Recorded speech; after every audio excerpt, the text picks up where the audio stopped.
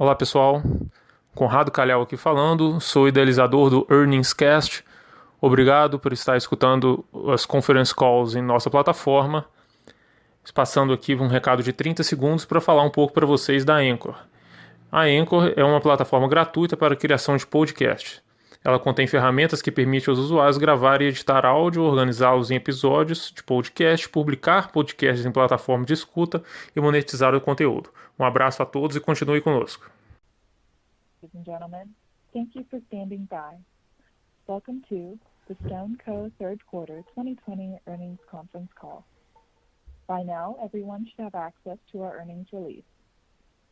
The company also posted a presentation to go along with its call. All material can be found at www.stone.co on the Investor Relations section. Throughout this conference call, the company will be presenting non-IFRS financial information, including adjusted net income and adjusted free cash flow. These are important financial measures for the company, but are not financial measures as defined by IFRS. Reconciliations of the company's non-IFRS financial information to the IFRS financial information appear in today's press release. Finally, before we begin our formal remarks, I would like to remind everyone that today's discussion might include forward-looking statements. These forward-looking statements are not guarantees of future performance, and therefore you should not put any undue reliance on them.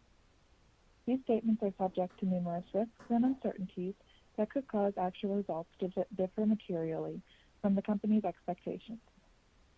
Please refer to the forward-looking statements disclosure in the company's earnings press release.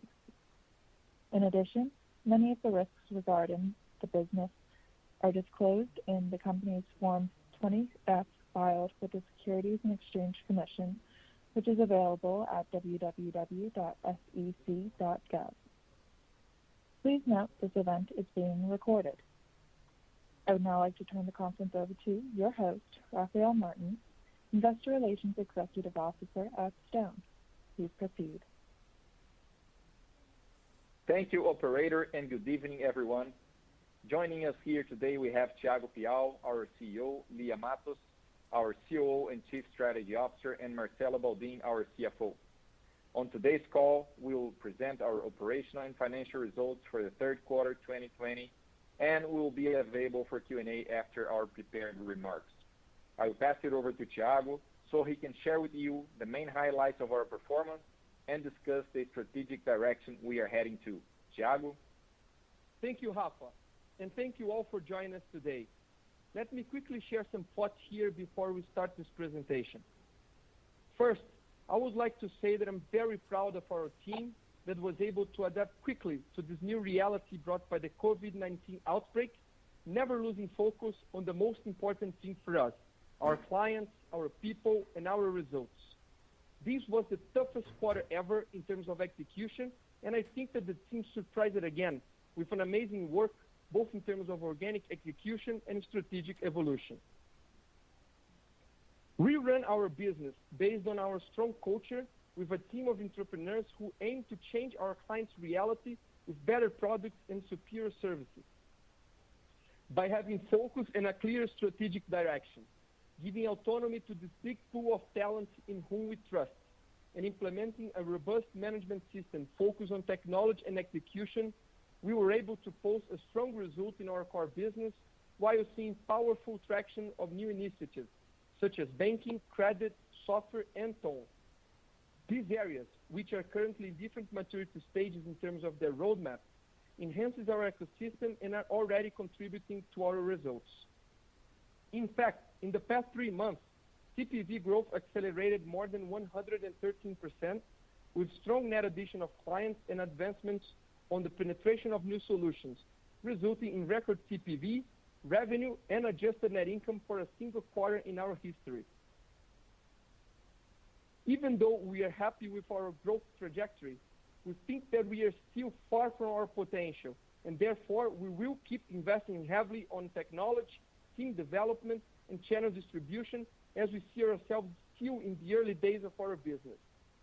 We will keep running our business with a young, fast and small company mentality where we are passionate about customers and obsessed about details, even though we already have some scale.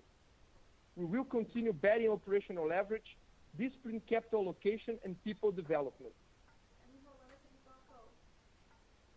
Now, moving to the presentation, I would like to start on page 3 with some highlights.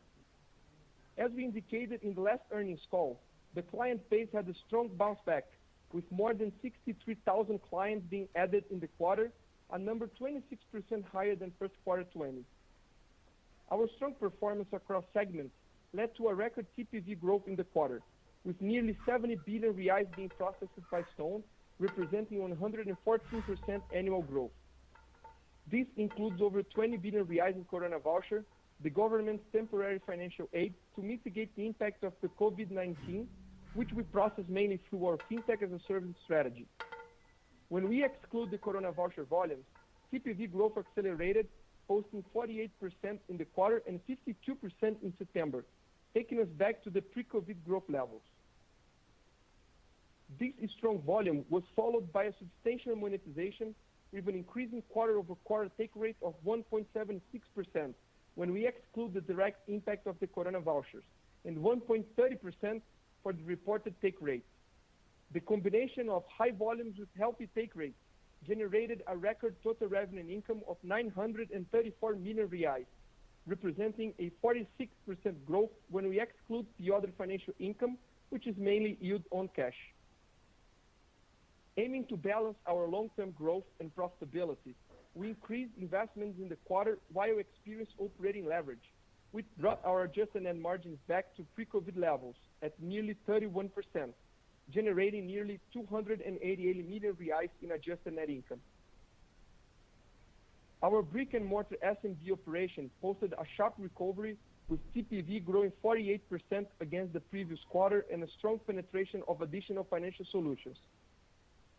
We are quickly advancing in creating our complete financial platform to replace our clients' traditional banking relationships. And in September, we reached more than 357,000 digital accounts, a 44% growth against last quarter. We also celebrated an important milestone in our credit product, which reached more than 1 billion reais in total outstanding balance, counting with healthy ROA and controlled delinquency rates. As we mentioned in the first quarter 20 earnings call, we are very well positioned to help our clients with the digitization trend, which accelerated this year. Our online TPV growth jumped to 575% this quarter, with a combination of strong cohort economics from the digital SMB and our fintech as a service platform, which counted with a tailwind from Corona voucher. On the software front, we reached more than 340,000 subscribed clients in the quarter, with over 20% organic growth against last quarter. In addition to that, in October, we invested in Questor, an ERP for accounting offices and SMBs, which brings around 6,000 clients to our base and expands our ecosystem with ERP accounting capabilities. Regarding the Linx acquisition, Linx shareholders meeting to vote on our transaction is scheduled for November 17th, and we are very confident we have the best proposal, bringing the best outcome for Linx clients, team, and shareholders. So, our solution for micro merchants increased its client base nearly 85% quarter over quarter, reaching 65,000 clients. It is important to remember here that we are reporting Stone's client base separately, and these clients are not accounted for in our active client base of 583,000 clients in acquiring. We are increasing investments in this new venture, aiming to have a complete platform to meet the needs of these specific clients with an outstanding service level backed by technology and self-service. With the strong growth pace in our core business and the accelerated ramp-up of our new solutions, we have continued our hiring activity in fourth quarter 2020, strengthening our team in several areas, including sales and technology. For that, we are happy to count with a vast talent pool brought by over 100,000 applications for the Recruta program this year, our largest recruiting process, which aims to find the best talents in Brazil to work in different areas of the company. Now, let's move to page 4. We are building 3 highly synergistic platforms under the StoneCo umbrella. The first is a financial platform for SMBs, which we are building with the Hub, our ABC platform, and our incredible customer service. Here, we aim to replace merchants' existing relationships with their banks, offering a full financial services platform with local presence, the best customer service, and an amazing user experience. The second is a fintech as a service platform, where everything we offer for SMBs as a product, we offer as a service in an open platform with simple APIs to digital clients, large accounts, marketplaces, wallets, sub-acquirers, and software partners. The third is a new strategic front, where we are building a full commerce platform available to merchants of all sizes, both for traditional retailers in the offline world who want to digitize their businesses and for digital native players who want to quickly scale their businesses based on our software platform. We believe that the investment in Linx is the best foot forward in this third asset. Although we see a lot of synergy between the platforms, they will have full independence, with merchants being able to use them separately, integrated with third-party partners if they want, or to choose our combined solutions with better value proposition. As shown on page 5, the company posted a V-shaped recovery in the third quarter, driven by continuing economic recovery and strong execution. Our overall TPV grew almost 114%, and even excluding coronavirus direct impact, we had higher growth levels than in the first quarter of the year. Also, when we exclude coronavirus impact, we see the growth accelerating every month since April from 9% to more than 52% in September. This robust growth is reflected in our record quarterly total revenue and income and adjusted net income, with margins bouncing back to 31%, a level that enables us to continue to invest heavily on growth. Now, with that said, I will pass it over to Leah so she can discuss our strategic evolution and key priorities. Leah? Thanks, Thiago, and good evening, everyone. Thanks for joining us today. Let me start with the evolution of our financial platform for SMBs on page 6. Our client base is back to a healthy growth level, even excluding Ton, with 26% more net adds when compared to the first quarter of 2020. Looking at TPV, our growth was not only higher than in the first quarter, but also accelerated every month from April to September, when it reached 52%. As Thiago mentioned, we continue to foster a long-term relationship with our brick-and-mortar SMB clients, helping them to manage their business and sell more. For that, we recently began to scale our new financial solutions. The graph on the right side of the page shows that the percentage of clients using more than payments jumped from 12% in January to 27% in September by either taking credit, being an active user of our digital banking account, or both. The successful penetration of new solutions is driving a positive impact in monetization. And despite the COVID effects, we are seeing take rates in the hubs going up again. We see plenty of opportunities to upsell our new solutions to SMB clients by offering the best customer service and simple, intuitive products at fair prices. As we show on page 7, a huge step forward in this direction will be the full launch of our ABC platform in the fourth quarter, when we expect to migrate all our SMB clients to the platform. With this, our clients will have access to a comprehensive set of financial services through a single integrated experience, including all payment methods, prepayments, credits, wire transfers, boleto issues and bill payments, prepaid cards, payment links, and a virtual shop. We will also enable our clients to accept Pix transactions directly on the POS using a dynamic QR code, bringing more security and convenience to retailers. Moving to page 8, we show our banking platform's fast ramp up, with the number of digital accounts jumping to 357,000 clients, nearly 3 times more than in the first quarter, including over 88,000 merchants receiving their sales directly into a Stone digital account. In addition, due to a combination of the high engagement of digital banking clients and the initial strong traction of our fintech as a service platform, the number of transactions increased 8-fold, with revenues jumping approximately 370% in the quarter when compared to the second quarter. Slide 9 shows the evolution of our credit solution, which achieved a significant milestone last quarter, surpassing over 1 billion reais in total outstanding volume. More than 73,000 merchants now use these working capital loans, which they seamlessly pay by deducting a small percentage of their sales every day. Our product remains fairly conservative with a small duration of 7 months and an average ticket for new loans of 19,000 reais, the equivalent of roughly a month of their TPV. We remain very focused on balancing risk and profitability, which is reflected in our relatively stable ROA and low expected losses despite the COVID impacts.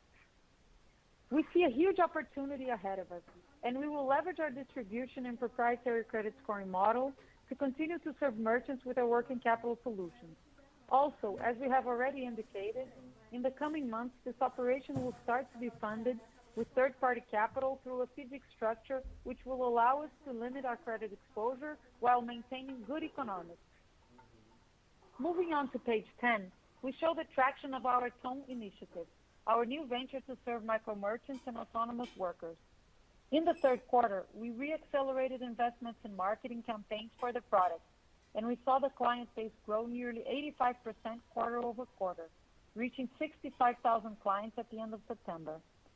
The compound monthly growth rate for TPV from April to September was 40%, which shows the product's strong initial traction. Now, I want to talk a little bit about the evolution of our FinTech as a Service business. In page 11, we illustrate the current and future capabilities of our platform and how we serve different types of clients offering financial services according to their business model needs. First, let's talk about the digital SMB. Here, we enable payments as a feature embedded in commerce platforms. With a very easy setup, clients can start selling with complete abstraction of the complexity of managing online payments. Secondly, we serve more digitally mature merchants that look for increased conversion rates through a direct integration with our platform and need the ability to customize the functionalities according to their needs. Through our APIs, it is easy for them to connect and access the features of our platform, such as authorization retrial, split payments, prepayments, chargeback disputes, reconciliation, anti-fraud, and analytics. The combination of the capabilities of our platform enables such large clients to greatly streamline the way they manage their financial service operations, improving their productivity. Lastly, we enable tech companies such as marketplaces, sub-acquirers, wallets, and fintechs in general to provide financial services to their own clients as part of their product offering in a white label manner, such as a branded POS device, a white label digital account, prepayment services to their clients, among other services, which can all be achieved through simple API integration.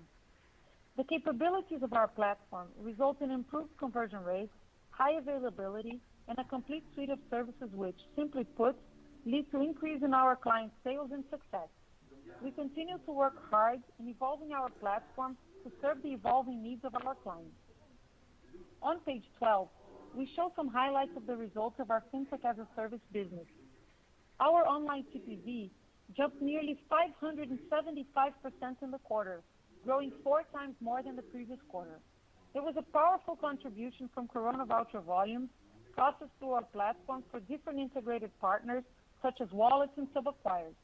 However, even excluding the government program's impact, volumes grew above 76% in the quarter, 4 times more than the growth experienced in the first quarter of 2020.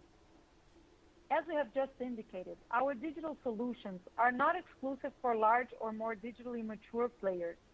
Our platform also offers simple features to connect small e-commerces, social sellers, and brick-and-mortar SMB clients to the digital world. As the graph on the right side of the page shows, our digital SMB cohorts represent high revenue retention, which speaks to the power of our business model, allowing us to grow as our clients grow and mature. On page 13, we show our evolution in software. As you can see, in the third quarter, we had strong, fully organic growth in our software client base, which increased more than 20% when compared to the previous quarter, reaching over 340,000 subscribed clients. We remain focused on helping our merchants digitalize their business. For instance, the number of posts in our social media management solution and labs grew more than 160% in just 1 year, reaching over 50 billion post impressions through the platform per month. Lastly, on top of the organic growth, we're happy to welcome a new company to our ecosystem, bringing new solutions and more entrepreneurs. Questor is an ERP for accounting offices and SMBs.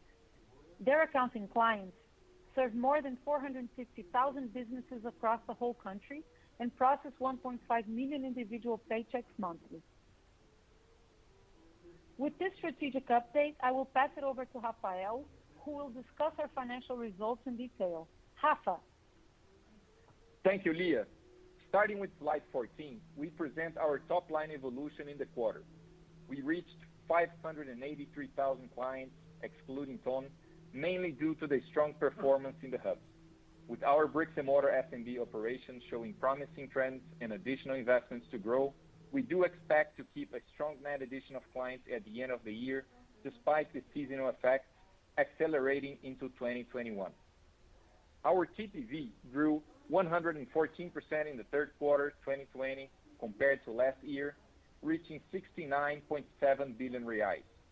There is a significant contribution of 21.6 billion reais here of Corona Voucher volumes.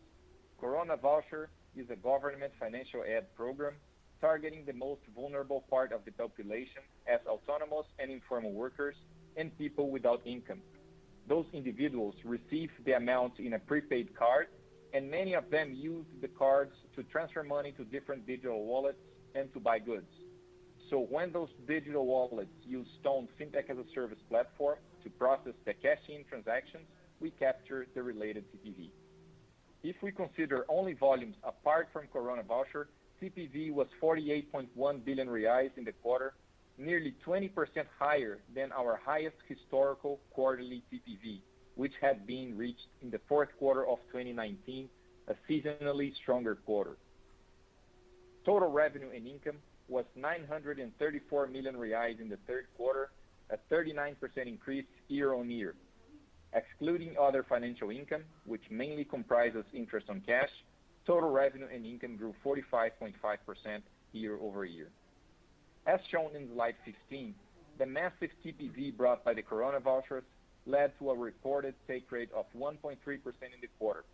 However, the take rate in the hubs continued to increase, contributing an additional 4 basis points in the take rate this quarter, resulting in a 1.76% take rate excluding the effect of Corona Voucher volumes, a 2 basis points increase from last quarter comparable metric. Moving to slide 16, we show our consolidated P&L, and on slide 17, the evolution of our operating leverage and profitability. This quarter, we experienced a significant increase in operating leverage, reaching record adjusted net income of 287.9 million reais. In addition to the usual adjustments in net income related mainly to the share-based compensation program launched at the IPO, this quarter we included a 13.5 million reais effect related to Link's M&A expenses and present value adjustments related to earn-out of companies we have invested in. Our operating costs and expenses decreased by nearly 12 percentage points from last quarter, representing 48.6% of our total revenue and income. Financial expenses declined from 9.4% to 6.9% of total revenue and income, mainly as a result of the lower base interest rate and higher efficiency.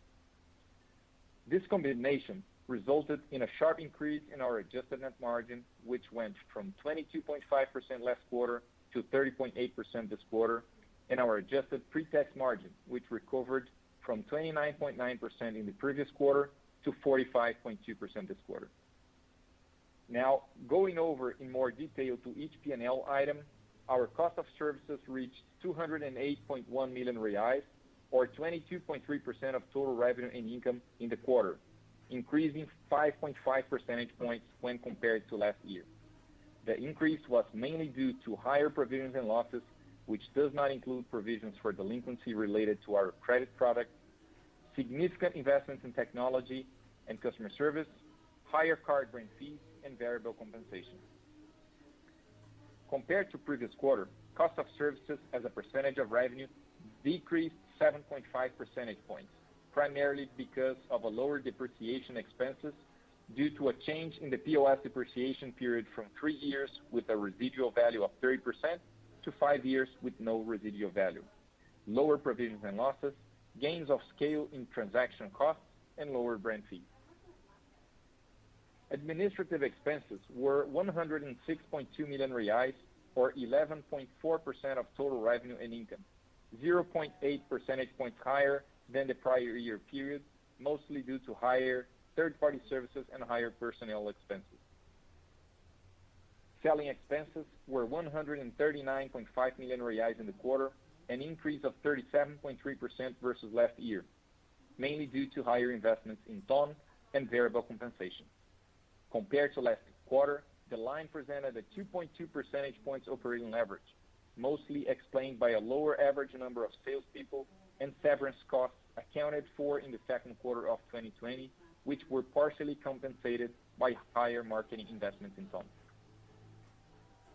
Financial expenses were 64.7 million reais, a decrease of 36.1% compared to the third quarter of 2019, mainly due to the lower CDI rate, which more than compensated for the significantly higher volumes in the quarter.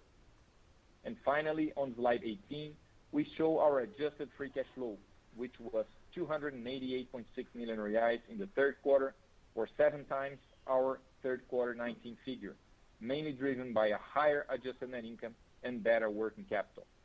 With that said, operator, please open the call up to questions. At this time, we're going to open it up for question and answers. If you would like to ask a question, please press star, then 1 on your touch-tone phone. If you are using a speakerphone, please pick up your handset before pressing the keys. To withdraw your question, press star, then 2. One moment for the first question, please. Our first question comes from Tito Labarta with Goldman Sachs. Please go ahead. Hi, good evening. Thank you for the call. A couple questions. I guess first on the links, just to get the latest updates. And so you announced this morning that you eliminated the breakup fee and you increased the bid a little bit. Just if you can just tell us kind of the rationale for that and kind of what's the latest that you're hearing from CADE. Do you still expect to hear from them in November? And then on the second question, very strong growth on the TPV, obviously. But how do we think about that TPV, I guess, once the Corona voucher goes away? So should we think of it sort of excluding that? Like, when does that go away? Do you think that after 4Q, then TPV should decline back to ex-Corona voucher levels?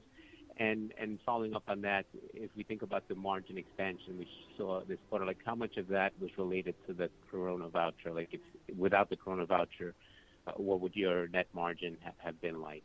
Thank you. Hi, Tito. Thiago here. Thank you very much for your question.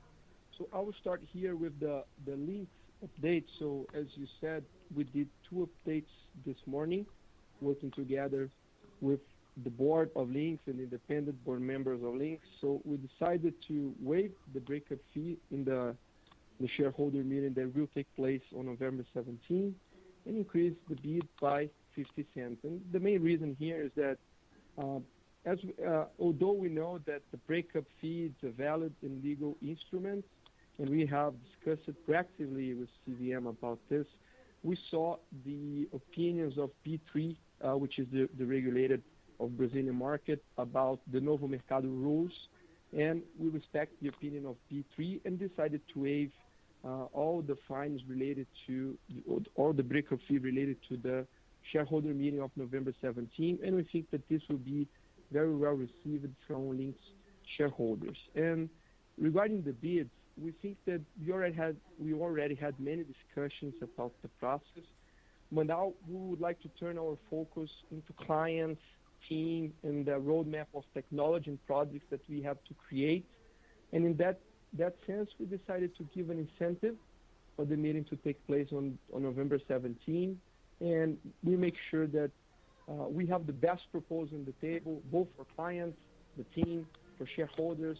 So we are very, very confident in order to make sure that we can conclude the process and focus on product, technology, and team. We decided to put this incentive at this time. So those are the reasons for the update that we did.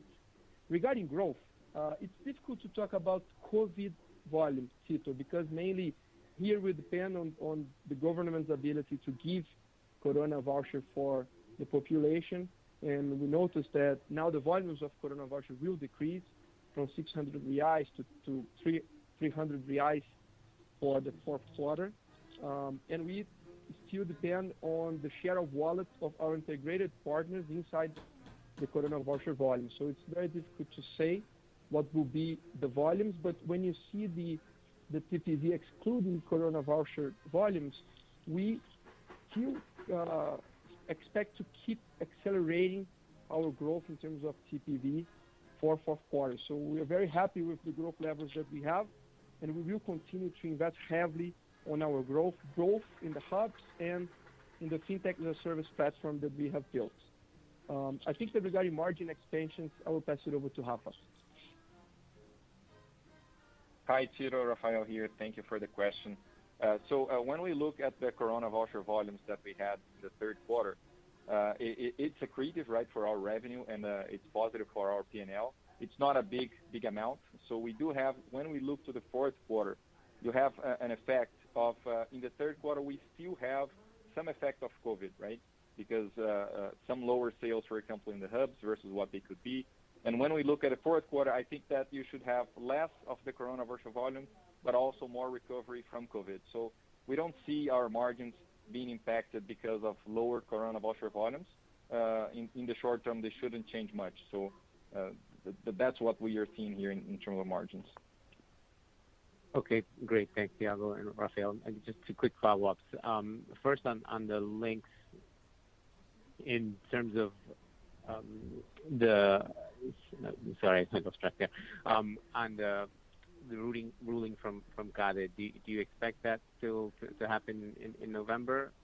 And then following up on the margin, so that means we should think of margins as your net margins as a recurring margin going forward, and perhaps there's some upside as you continue to grow. Hey Tito, Thiago here, back again. I think that regarding links, we have to wait for the analysis of CADE.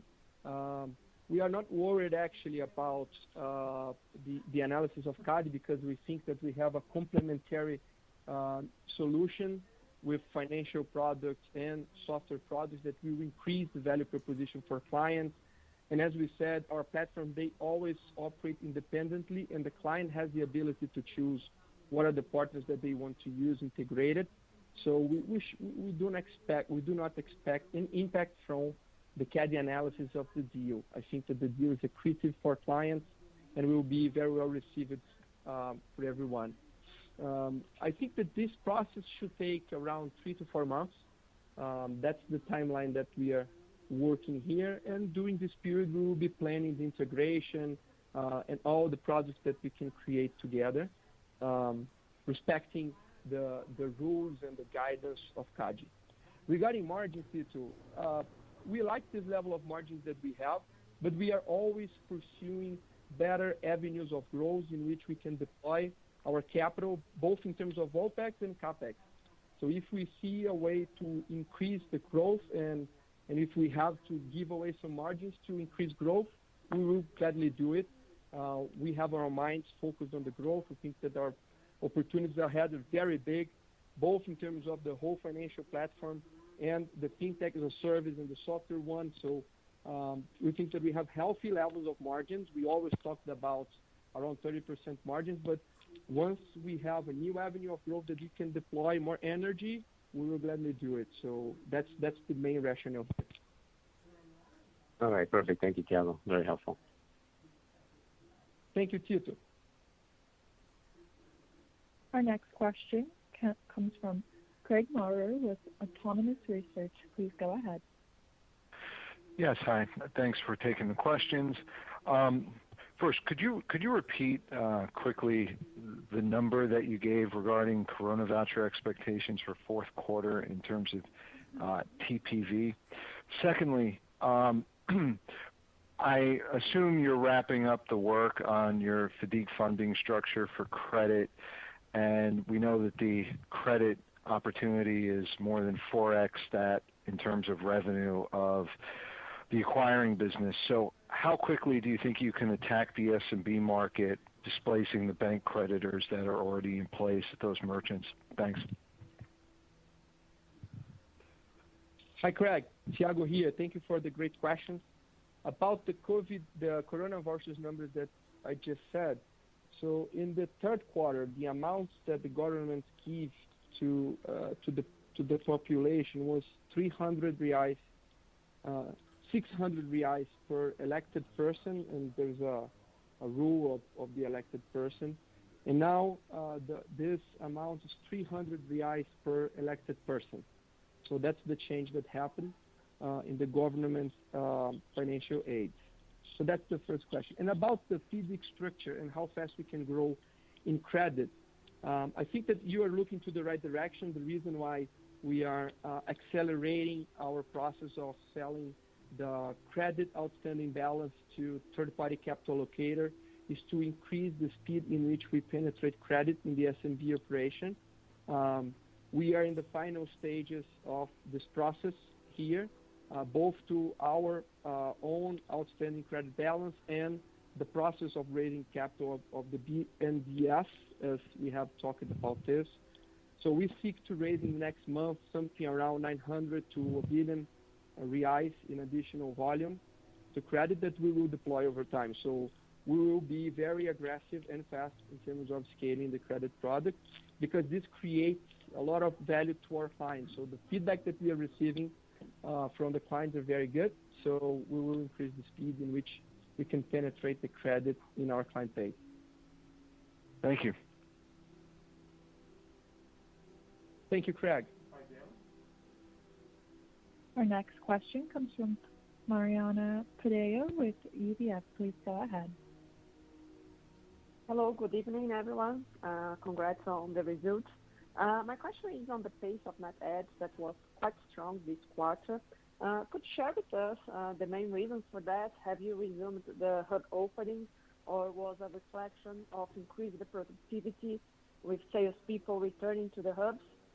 How is the competitive pressure in the SME segment? Can we expect you to keep the same pace on coming quarters? Thank you. Hello, Mariana. Thiago here. Thank you for the question. Regarding the pace of net adds, there's two factors here. One is we are improving productivity in the hubs, as we said. So during the COVID outbreak, we learned how to improve productivity by changing processes and investing more in our technology in terms of operation. So I think that now we have a better team and we have a better operation, and that gives better productivity levels to our sales force. We are back at the hiring process, so we are hiring our team as fast as we can. We are now further penetrating people in the hubs that we already have, so we have more operational leverage in terms of our growth. And the big surprise was the control in terms of churn that we have this quarter. So we decreased churn levels considerably when we compare churn levels this quarter against the last quarter. And that's the two combined effects give us the strong net adds. We expect net adds to work as you can see in last year, that in the third quarter and fourth quarter we have kind of the same level of net adds, so expect to keep this trend because of the seasonality that happens in fourth quarter. But we will grow aggressively the net add space throughout 2021, as was the plan for 2020. So we still have a lot of room to grow net adds. We think that next year we will be able to increase sales force around 60% or more. So we are deploying capital and energy to grow our hub operation as fast as we can. And we still have a lot of room to grow in Brazil with our own distribution. So 2021, I think that we will have great results in terms of increasing the pace of net adds. That's clear. Thank you. Thank you, Mariana. I would just take the second question, actually, that you made about the competitive pressure. We are not seeing competitive pressure being harder than it was before. I think that now the market is much more stable in terms of competition and prices.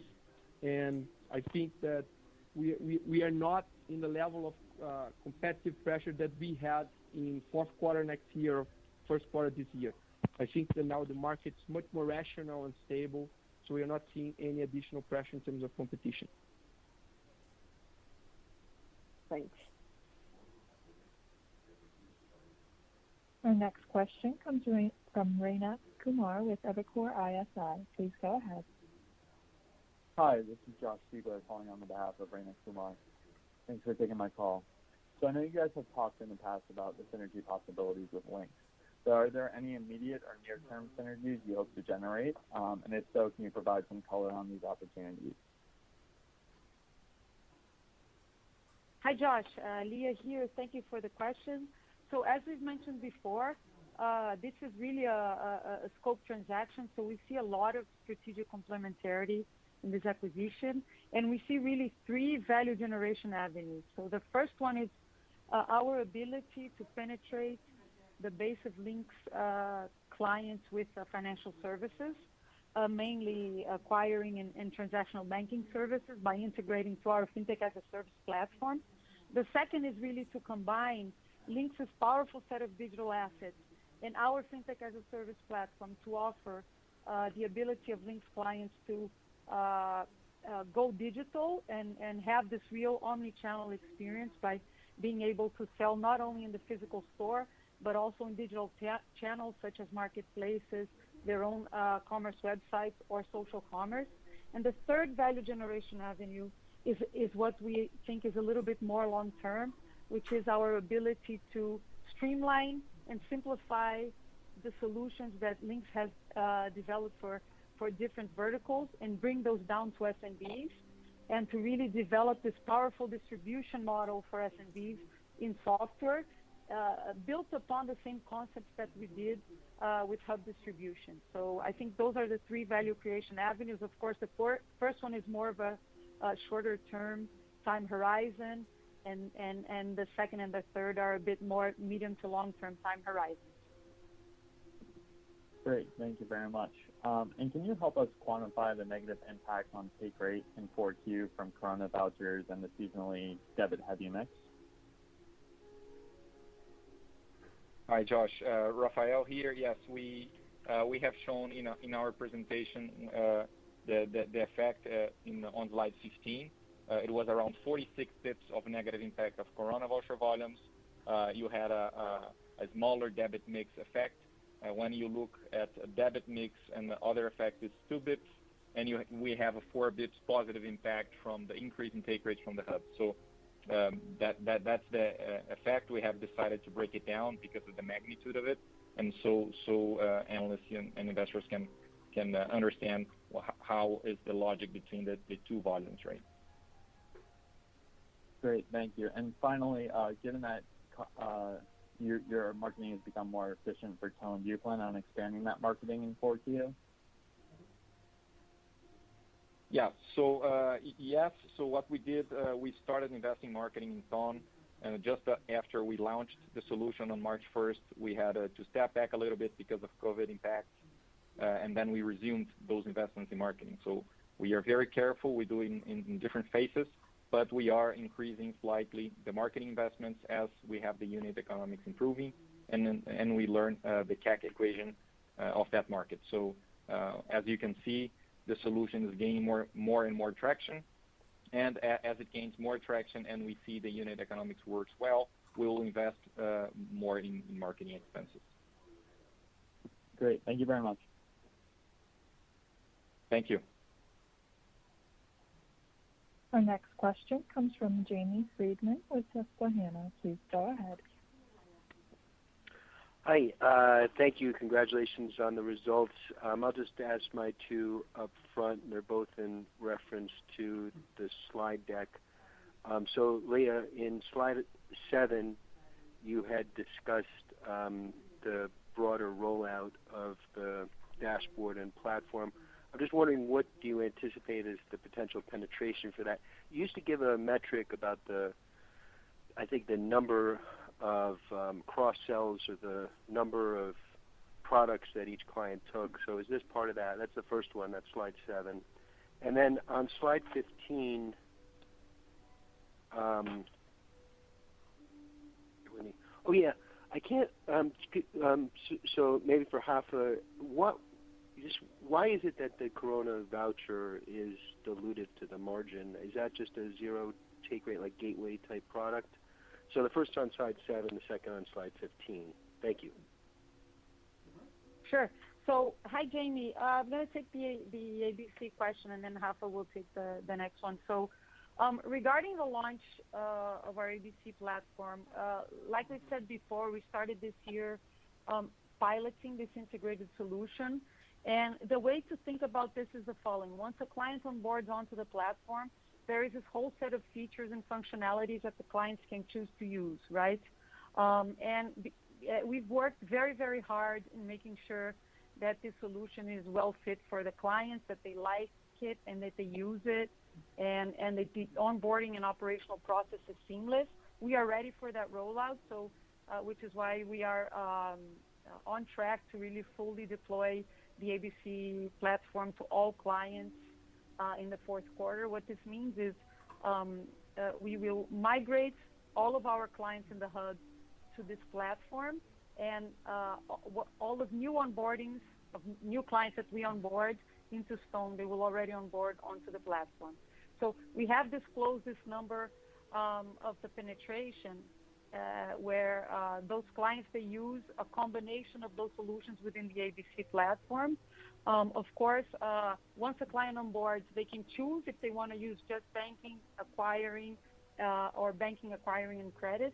Over time, we work hard to also upsell solutions to the same client. So that's kind of how to think about penetration, right? Over time, we will penetrate the number of features that clients use within the platform, and we will make sure that 100% of our clients are onboarded onto that platform. Leah, just to complement on that, there's a great information here that we are already seeing in the clients that are using our payment solution, and then to settle transaction into their Stone bank accounts, and they use the prepaid card as a cash out method, and they pay some bills and do some wire transfer through the platform. So when they use the whole cycle of the product, from the payments to the bank account to the credit card and paying some bills, we are now seeing a little bit more than 2 times take rates on those clients when you compare to the clients that use only the regular payment solution. So it's incredible to see how they become more stickiness, so the churn decrease when they use all the solutions and the credit solution too. And you have the NPS going up and take rates a little bit more than double the take rates that you have only on the banking platform. So that's, for us, is a big win-win. So we are very happy to see this dynamic. Hi, Jamie. Rafael here. Going to your second part of the question on slide 15. So the Corona voucher volumes, they are more similar to debit volumes. The take rate here is lower than debit because most of those volumes, they come through partners in our FinTech as a Service platform. And because they're larger partners, usually the take rate is lower. But those volumes, they are accretive for us in bottom and top line. So that's an interesting demonstration of how our FinTech as a Service platform can work and deal with big volumes, and despite lower take rates, it's accretive in dollar amounts for the company. So that's why you see that big effect here is because of the nature of those volumes. So got it. Thank you both. Thank you. Just to complement, so Corona voucher is not a gateway type of transaction; it's an acquiring type of transaction. But the economics is comparable to the debit economics. That's why it's dilute a little bit the take rate, but it's very accretive for us. And it's important to highlight that we only disclose TPV of acquiring products. So we have more TPV of that because we have the gateways, but here, all the TPV that you're seeing, it's all acquiring TPV. Got it. Thank you all. All the best. Thank you, Jamie. Thank you, Jamie. Our next question comes from Jeff Cantwell with Guggenheim Securities. Please go ahead. Hey, thank you for taking my question. And this is a very thorough presentation. You've also given us a lot of detail in your prepared remarks today, so thank you for that as well. Just wanted to circle back. Can you tell us about what you saw in terms of your net adds this quarter? Certainly seems like the pace of recovery is happening very quickly for you. So maybe could you comment a little more on that and tell us about what's driving that, and maybe which industry those ads are coming from? Is it specific to an industry? Is it more broad-based across many industry verticals? And then can you also help us think about how sustainable the net adds are going forward? Any color there would be great. To us, it seems like you have 60% of your hubs personnel back right now. So just curious about the timing of when you think that can get back to 100%, and how that might impact the number of net adds from here. So just appreciate any comments there. Thanks so much. Hello, Jeff. Thiago here. So regarding net adds, we have really two effects here that is driving this pace of net adds, which is increasing productivity, and we are decreasing churn levels with the company. So that's why we have this level. We have now 60%, as we said, of the hub personnel back at the streets around Brazil. We are not concentrated in any type of industry or location. The net adds coming from the whole regions that we are present across Brazil. And we expect that by the end of this year, by the end of the fourth quarter, we will be back at the peak in terms of number of people in our sales force that we had prior to the COVID effect. And we will grow very fast our hub team throughout 2021. As I said, I think that we will have at least 60% more people in our sales force that we have now with the same powerful economics that we have. So it's interesting to see that as we deploy more energy and capital in growing the hubs, we keep the same level of cost of acquisition and lifetime value of the client, and we seek to drive lifetime value up once we penetrate credit, banking, the prepaid cards, and the whole solution of the ABC platform that we are now rolling out. And we expect to have 100% of our clients rolled out to this new solution until the end of the fourth quarter. So we expect to increase considerably the pace of net adds throughout 2021. That's where we are driving the company and the energy that we are putting here. Okay, great. Appreciate all the color there. And then appreciate all your disclosures on FinTech as a service. Can you maybe help us understand how that's driving new merchants to the platform, and help us understand what those economics look like? Perhaps are those more durable customers? Are they stickier? What types of products are they interested in? Meaning, are those ABC customers? I just want to understand how that piece of the strategy is enhancing the mix or enhancing the revenue opportunity that you have as a company. Thanks very much. Sure, Jeff. I'm going to start here talking a little bit about how we see this FinTech as a service strategy. So first of all, we disclosed a little bit on the presentation how we serve clients, right? And the way that you can think about the behavior of those clients onto the platform is when we talk about the SMBs, right? The SMBs, they need a very streamlined way to accept payments in their e-commerce operations. And our platform provides that, right? And when you saw the cohorts that we displayed, what you see is that we, as we onboard clients and that they mature on their digital operations, we grow as our clients grow. So that's why we see such powerful cohort economics. When we talk about larger clients, what we're speaking of is more of the capabilities of the platform to serve to all of their business model needs. And we see this opportunity in two ways, right? First is that digitization trend that we are seeing now that was greatly accelerated due to COVID. We don't think it's a COVID-specific effect. We think that COVID actually accelerated a trend that was already happening in Brazil.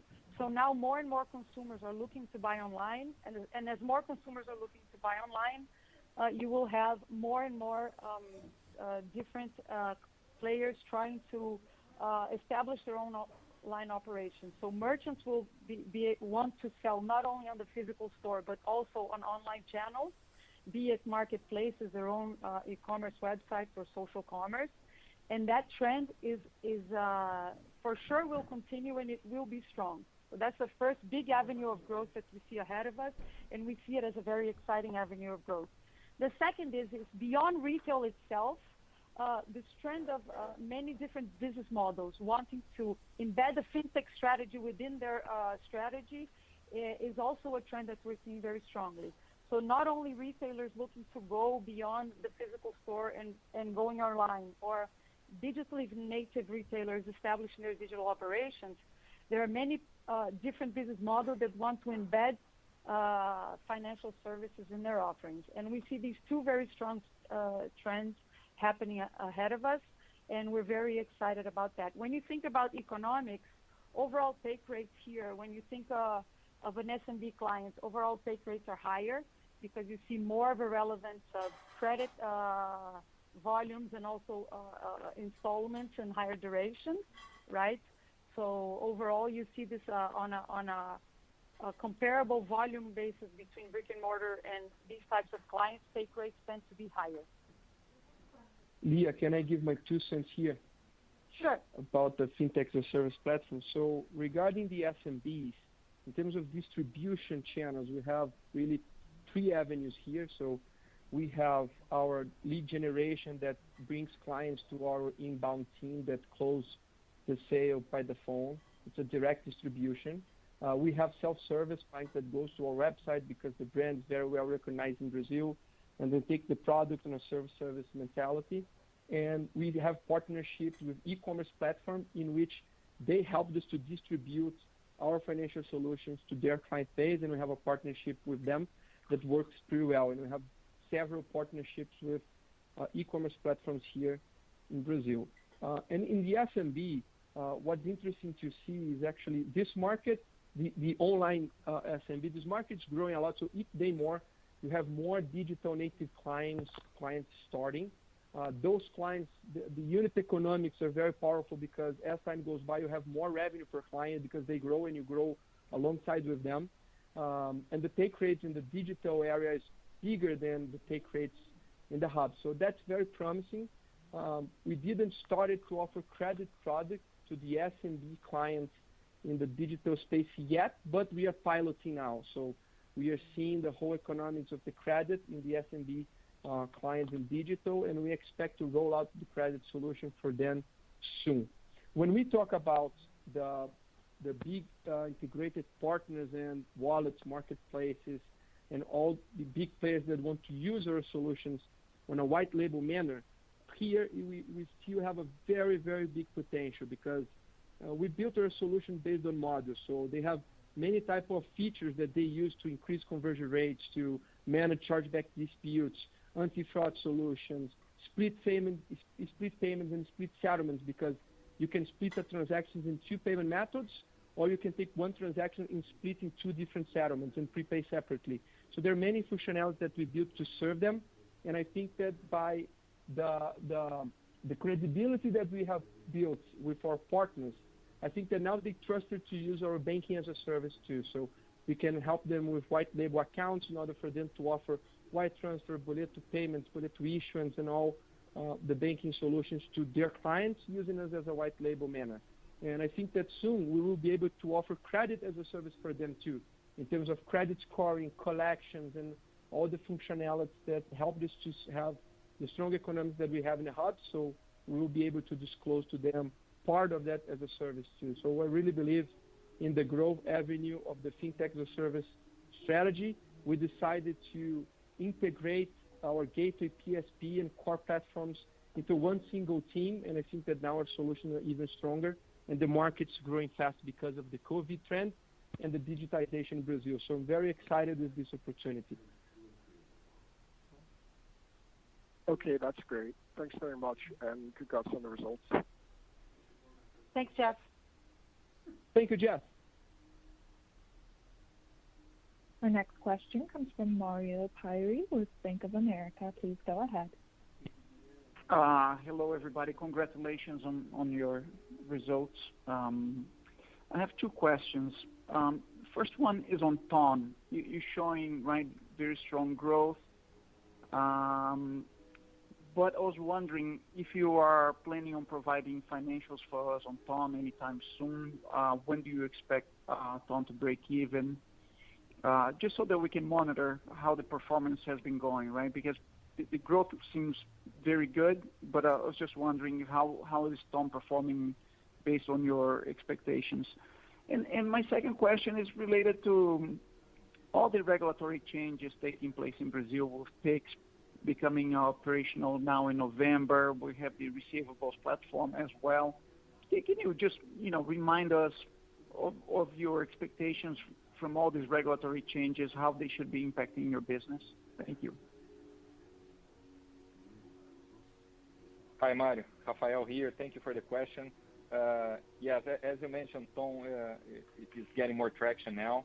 I think that's still very small compared to the overall size of the company. I think when it gets more representative, we'll provide more details or breakdown. And just a reminder here that Ton is contributing negatively to the bottom line at this moment, so we do have investments in that solution in our P&L, but still very small. So we have 65,000 active clients in the third quarter.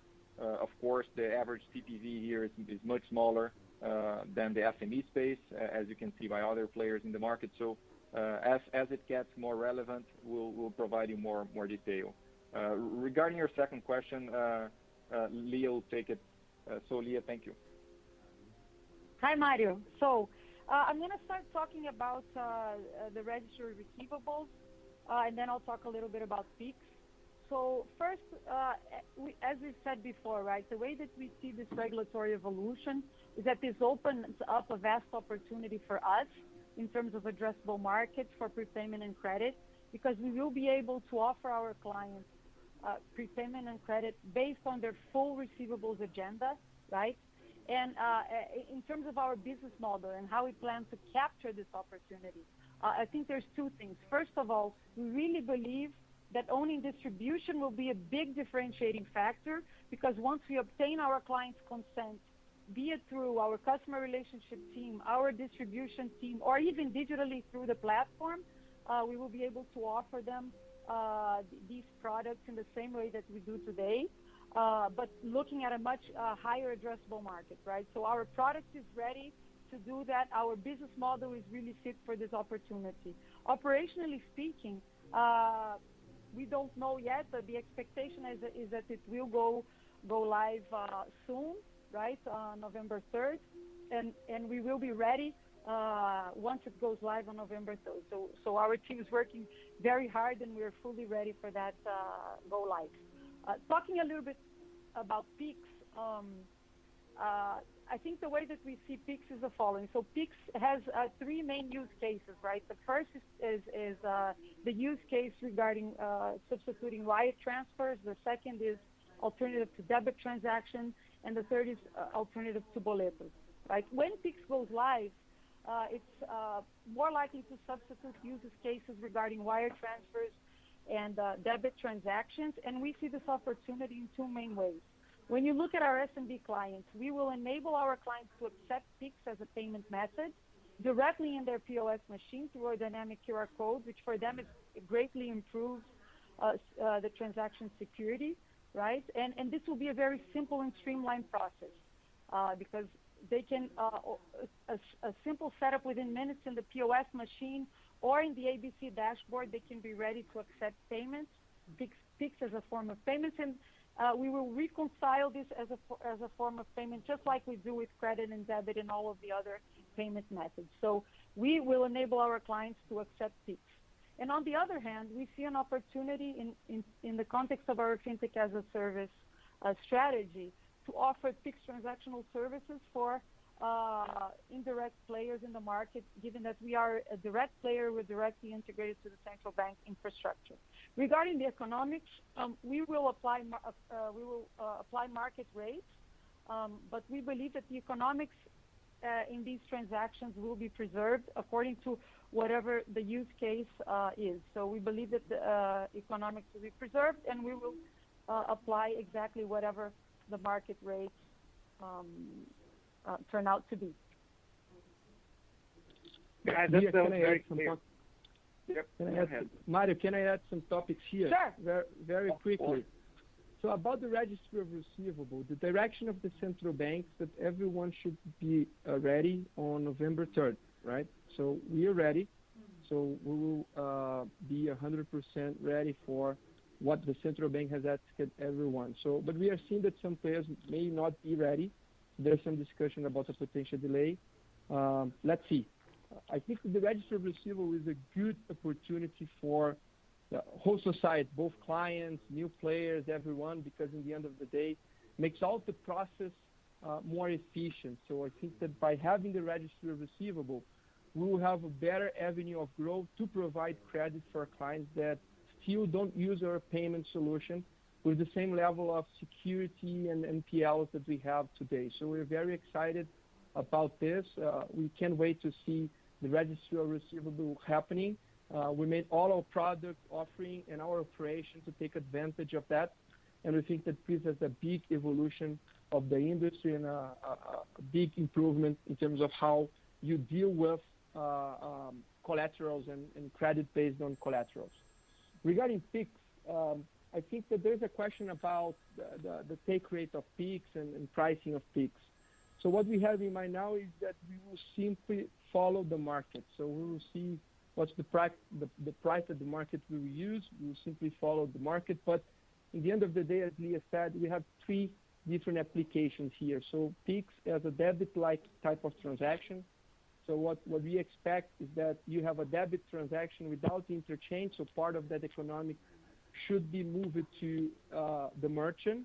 But margins in acquiring should be the same. So that's what we expect. But let's see what will be the average standards in terms of pricing of the market. You have PIX as a wire transfer, and that should be a wire transfer cheaper to do because the SPI infrastructure provides as a resource a better infrastructure and a cheaper transaction. So that should decrease the price of wire transfer. And I think that you have the third application that should be pretty much like the boleto when you can put a due date in the future, but we still have to see how it will work with interest rates and fines that you can put if the client don't pay and things like that. But that should be a boleto-like transaction, but now for every company authorized to work by the central bank. So I think that economics should be in line with the market in those three applications, but we'll wait and see how the market will behave, and we'll simply follow in terms of pricing. Very, very clear. Thank you very much. Thank you, Mario. Thank you, Mario. Our next question comes from Neha Agarwala with HSBC. Please go ahead. Hi, congratulations on the results, and thank you for taking my question. My first question is on links. Today you revised some of the agreements, but the breakup fee, if the transaction does not go through at the shareholders meeting, is still there. And some market participants have been saying that this is somewhat high. It's about 7% of the deal value.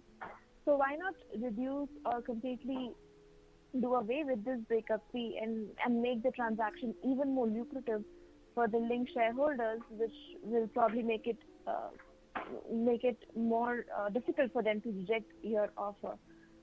Your thoughts on that would be appreciated. My second question is on revenues. Could you give us some sense of how much of your total revenues is generated from non-acquiring business? Last quarter, you gave us a sense of how much do you earn from your software in terms of revenues. So any color on non-acquiring business shared in your total revenue would be helpful. And the last question is on churn. You mentioned that churn has reduced dramatically versus last quarter. But how is churn behaving versus last year? And what is the reason for an increase or decrease in churn versus last year? Thank you so much. Thank you, Neha. Rafael here. Thank you for the question. So regarding your first question on links, what we announced today is that we are waiving the breakup fee of 112 million reais in link shareholders meeting if they do not approve Stone transaction. So link shareholders, if they decide not to go with Stone transaction, that there's no burden on links on that. What we kept is if there is a concurrent offer approved. After that, the breakup fee is maintained, right? So, and just to remember that we understand that the breakup fee that was there and is there, the one that remained, is valid and legal. So we expect to spend over 270 million reais in the transaction overall, including the follow-on expenses. So, but we decided to go, as Thiago mentioned, to have the 17th discussion, so the shareholders of Links will have no breakup fee if they vote against our transaction.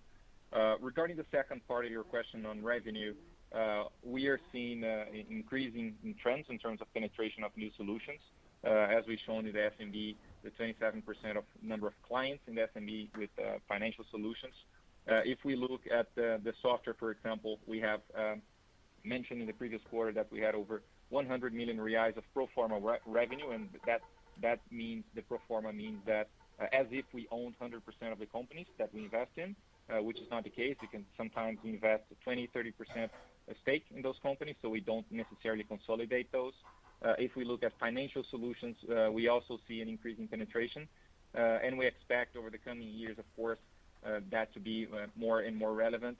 And as it gets more and more relevant, we might discuss disclosures and additional disclosures for you guys.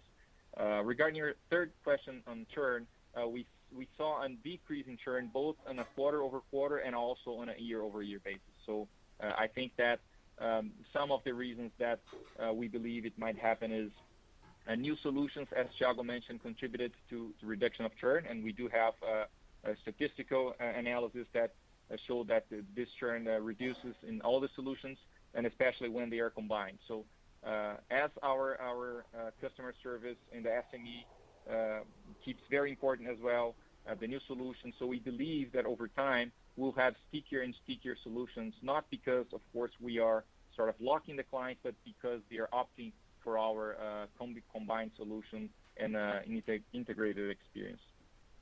Thank you. Thank you so much, Rafa. That was very helpful. Thank you. Our next question comes from Domingos Falavina with JP Morgan. Please go ahead. Thank you. Good evening, everyone. Congratulations on getting the high-quality result. I had a question, I guess is more accounting-wise. You guys had a very, very strong financial income result for 60 million booked as financial income. And again, I haven't had the time to really go through in detail the full release, so I apologize if there is data on that.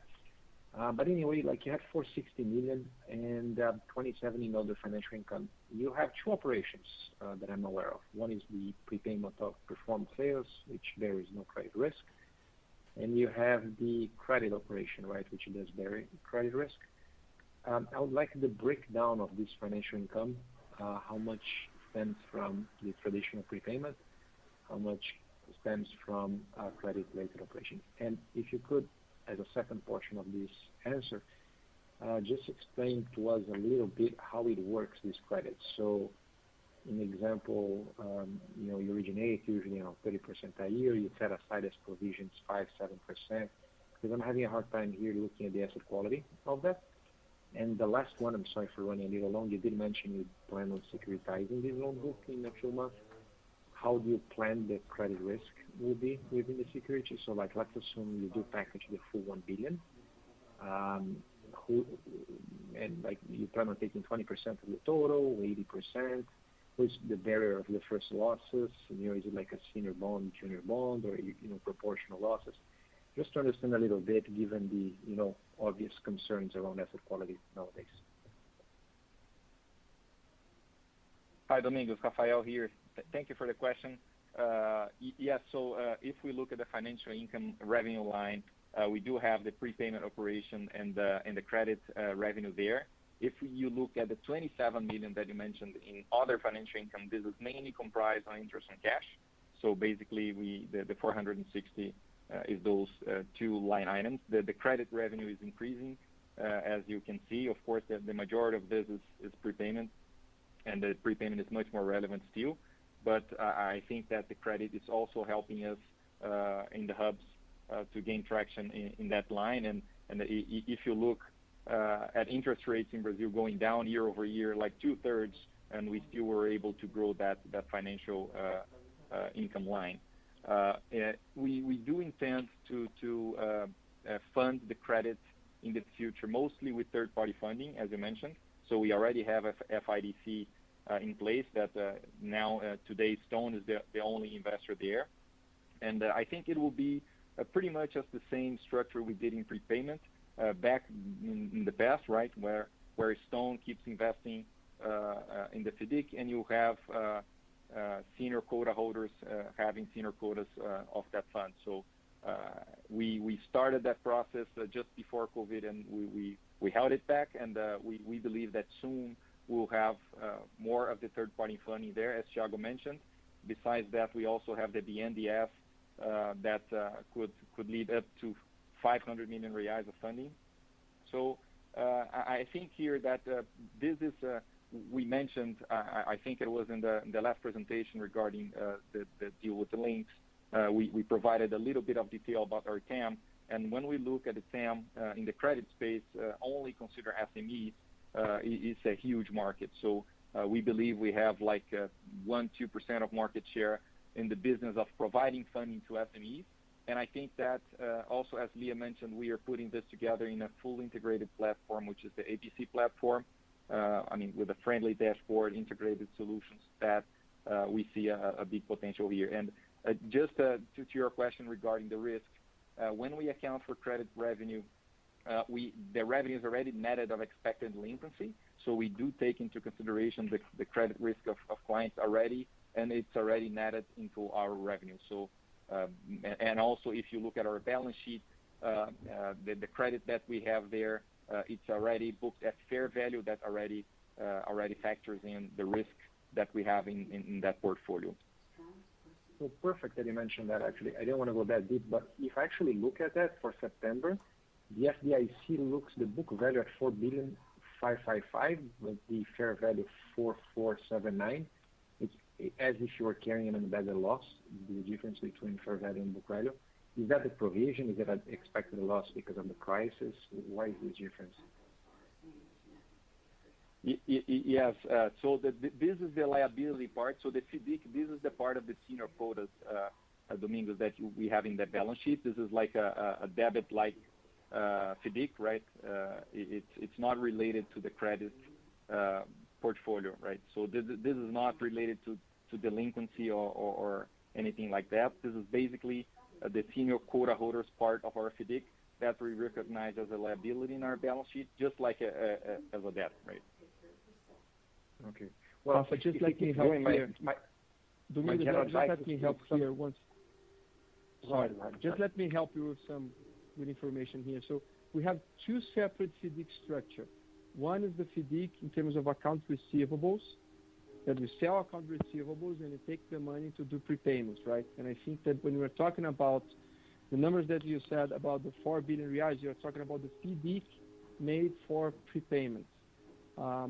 What Rafael was saying before was the FIDC structure to fund the credit. So it's a whole different FIDC, but we intend to use the same type of mentality in which we generate the outstanding balance and then we sell this to the market. I think that we can't talk too much, unfortunately, about this because now we're in a quiet period moment about this structure. But after we conclude the raising capital process, we can give much more detail about rating process, all the structure and everything that goes on. I think that the main data that we have disclosed it to you, and I think that the best way to see is the outstanding balance, which is around 1 billion reais or 1.1 billion reais. We have the ROA, which is basically the rate less the NPLs on a monthly basis, and you have the duration that we have disclosed it to you. So those are the main lines. And as Rafael said, when we book the revenue, we book it at a fair value, and we have expected delinquency rate. So once we raise the capital with the market, we don't expect to have any type of impact in our revenue in the way that we account for that, and that should happen in the coming month. Will be shortly. So once we complete the process, we can give you much more information about the whole structure of the fund, the risk profile, and the rating and all that. Perfect. No, thank you. Congrats again on the call. It's just this is gaining a bit of share, and it's a big upside. And the disclosure is a bit different than what we're used to. And given obviously COVID and all that, the more we could see as like provisions and et cetera, I think would make it more clear to us. But again, congrats. Thank you very much, Domingos. Our next question comes from Victor Chabot with Bradesco BBI. Please go ahead. Thanks for the opportunity, guys. Well, congratulations on changing the terms for the transaction with Link. I think it improved again the level of corporate governance related to the transaction. So this is pretty much welcome from our side. I have just a couple of follow-ups, if I may. One on Domingo's questions. Would you guys come out, and obviously you probably will, but with more information about the FIDIC for credit transactions, not for the receivables, for the credit itself, for the loan, about, for example, the minimum level of subordination, right? So for us to have a sense on what it should be. So when do you guys think you could come out with this type of information for us to get a sense on how you guys are viewing a structure to leave investors comfortable, fixed income investors, right, with a minimum level of subordination of X%, whatever? This is one question. And the second question is, I would say, positively surprised by the fact that you guys captured a lot in terms of Corona voucher volumes during the quarter, right, way ahead of some of the other peers. And I would like to understand whether this came entirely from you guys, right? So, I mean, directly from your POS, or if there is a big chunk, if you can just give some color, not a lot, but give some color, if it came from some partners like sub-acquirers, right? So just to get a sense from where it came from, if it was Stone really capturing a big chunk of the Corona voucher payment in the period, or if there is some greater capillarity due to the sub-acquirers you guys work with. Thanks. Hi, Chabot. Rafael here. Thank you for the question. Regarding your first question on the FIDIC subordination, we can't talk much, as Thiago said. The subordination should be very low, right? But there is some, right? But as soon as we are able to provide more details on that, we'll definitely do it, and we can follow up with you in more detail. Regarding your second part of the question, the Corona voucher, the biggest part of the Corona voucher volume that we have in our TPV is really coming from our fintech as a service platform, so through partners, and we have a small volume in the hubs. But the biggest part is through our fintech as a service platform. So, and also just to be clear that when there is the cash in a partner or in a wallet, in a digital account with the prepaid card, that's where we transact and we capture that part of the TPV, and that's why we are able to separate it and disclose it to you guys. Perfect. Very, very precise. Thanks for the answers. Thank you. There are no questions at this time. This concludes the question and answer session. I will now turn over to your host for final considerations. Hi, everyone. Thank you all for the great question this quarter. We are very happy to see the level of engagement of our team, the energy here, and see you next quarter. Bye-bye. Thank you. The conference is now concluded. Thank you for attending today's presentation. You may now disconnect.